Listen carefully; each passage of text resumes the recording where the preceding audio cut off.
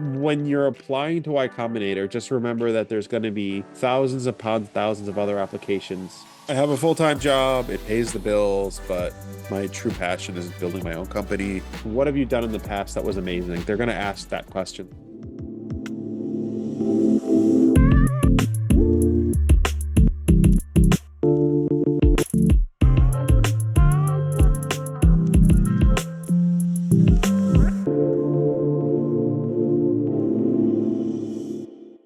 So what Y Combinator has is something called a tarpit idea. A Hmm. tarpit idea is an idea that seems really apparent and obvious, like local musicians app that finds local musicians near me and when they're playing near me, and my friends and I should know because we both like that same band. They actually use that like Y Combinator uses that specific analogy. And why do I bring that up? It's like I just want you to realize they may be thinking about tar pit ideas that seem legitimately good, but in execution are extremely hard. Now, an Hmm. example of this was Grub with Us. Grub with Us was actually in my batch. Grub with Us was a company that was started. They had local small groups of people getting together to have dinner to get to know each other. And for some reason, it became a tar pit idea for them. And they pivoted to a $1 billion valuation company selling used sneakers online. Go figure. That became like a thing, huge. And they were Right. able to like create a really big market for it. And people really wanted to use amazing sneakers.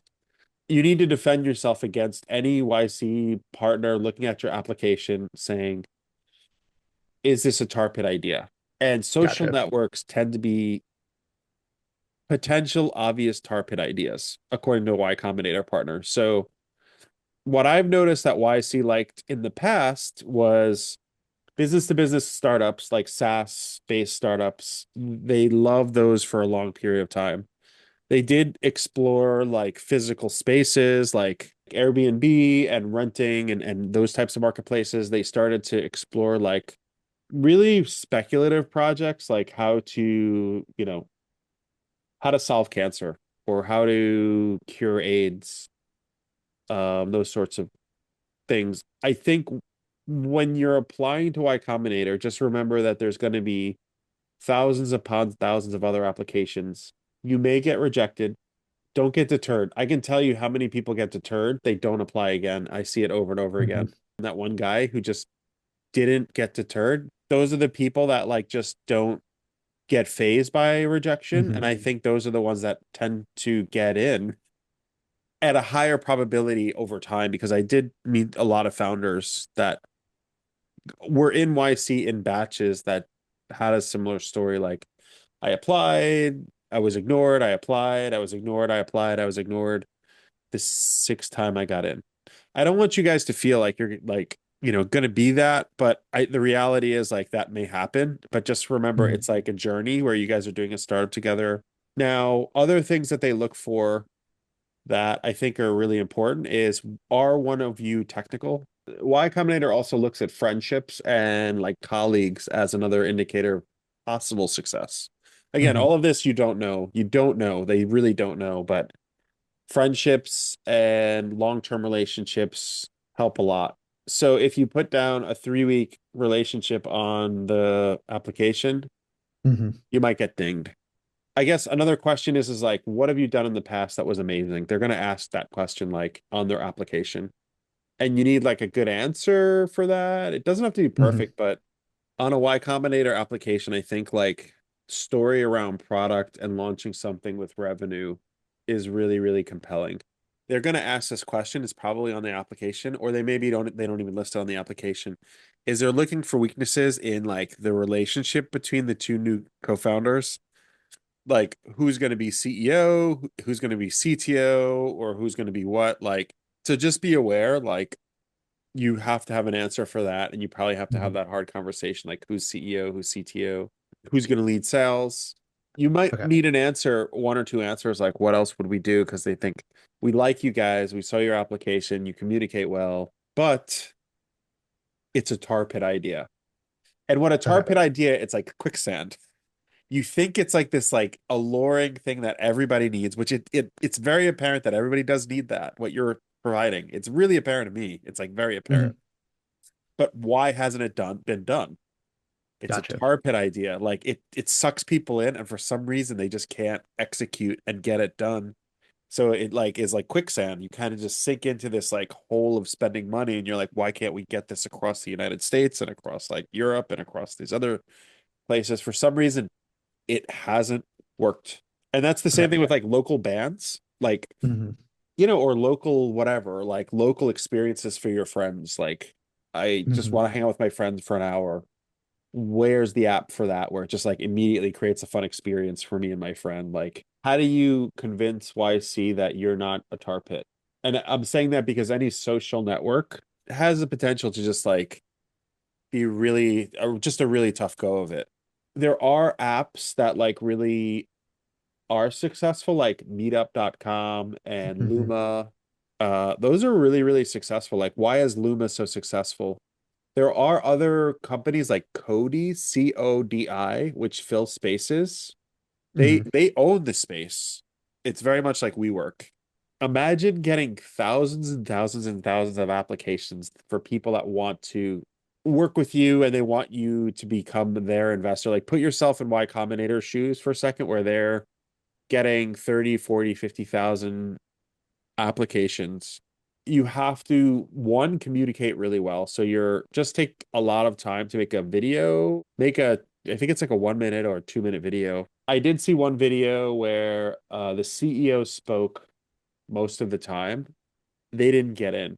Another time I spoke to a founder who really wasn't taking my feedback at all. They didn't get in. The ones that tend to get in actually also hustle, where they find other YC alumni and they take as much feedback as possible. So Hmm. for my last company, the one that I got into YC, so I went through Y Combinator twice. I had asked 36 people that were alumni for help. And I Hmm. said, hey, I need advice. I want to build a new startup. I would like to get your advice. Can you spend some time with me and let's go through my application and let's understand like what's wrong with it and why it's so weak. And it was really grueling and painful, but also they were poking holes every way, left and right, to the point where I understood every type of question that could come at me. I would ask for as many recommendations from other YC founders. I mean, one of the amazing things about like the people that get into YC is they have done something amazing. They built product, they have some revenue, or the founders are just such nice people. Like Hmm. Y Combinator thought the founders of Airbnb were not going to be successful. They thought they were going to be a failure. Wow. But because the founders were so well presented, you have to show them a piece of like why you versus the other 17,000 people. And it's a Hmm. really competitive process, but is it worth it? Yeah. Yeah, it's worth it because you get Y Combinator backing you, you get a lot of their resources, you get a lot of their team, you get access to their software, you get access to the alumni network, and you get all of that. Are you both full time? That's another thing Y Combinator is going to look for. Or are you part time? A lot of people take huge risks in their career and they just quit their jobs and they go full into a company. I don't know the statistics on how the ratios of like what they let in that are full time that go full like that go part time to full time in a Y like from YC, but you should make it really clear and apparent in your application that I have a full time job, it pays the bills, but my true passion is building my own company. Would you be willing to move to San Francisco during the batch? You should also state that I am staying in San Francisco because I want to do a startup and I moved here because of that. That was something my co-founder had said. I moved to San Francisco from India. This is what my co-founder. It's very true and it's very compelling. He said, I moved from India to San Francisco because I want to build a startup. It made them feel really good about it.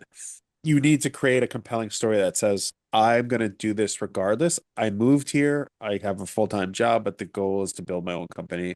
That's why I'm here. I mean, you could say core home base is SF. Just say core home base is SF, but some of the team will be in other cities to launch, just like Uber did. The chances of success are way higher in San Francisco. A lot of investors are in San Francisco. A lot of engineers are in San Francisco. OpenAI, you're an AI company, is in San Francisco. Microsoft has a huge division out here. Anthropic is out in this area. Like you have a lot of like buzz. They call it Cerebral Valley. YC does have a bias towards San Francisco because they fundamentally believe if you're a US based company, that San Francisco gives you the best chances of success. Another thing that's perfect because YC, like another thing that like Y Combinator asked about is equity split. As long as you guys are okay with your equity split, they're just looking for fringe like problems. YC looks at it as like you're in a long game. It's going to be 10 years to build the company. I think that's it. And then good luck. Honestly, just apply. If you don't get in, just don't get discouraged. Just apply again. Honestly, put the application in and then just hopefully it goes, fingers crossed, like hopefully it goes okay.